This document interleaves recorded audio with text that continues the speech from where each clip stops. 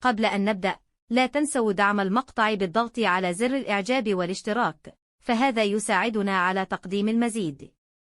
إخوتي وأخواتي، نمر في حياتنا بلحظات من الضيق، وأيام نشعر فيها بأن الأبواب مغلقة، ولكن يبقى باب لا يغلق أبدا، وهو باب رب العالمين. إن حسن الظن بالله ليس شعارا نرفعه، بل هو يقين يعيش في القلب. فإذا آمنت بأن الله أرحم بك من نفسك، ستفهم أن كل تأخير هو خير، وكل منع هو حفاظ، وكل ابتلاء هو ترتيب رباني لحياتك. وقد قال الله تعالى في الحديث القدسي: أنا عند ظن عبدي بي، فإذا أحسنت الظن بالله، رأيت الخير يتدفق في طريقك ولو بعد حين. وأما التوكل، فهو أن تبذل جهدك وتعمل وتسعى، ثم تسلم الأمر كله لله وتقول: حسبنا الله ونعم الوكيل.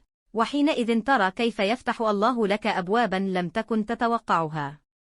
فاطمئن، فالله لا ينسى عبدا لجأ إليه، ولا يرد يدا رفعت نحوه. وصلى الله وسلم على نبينا محمد.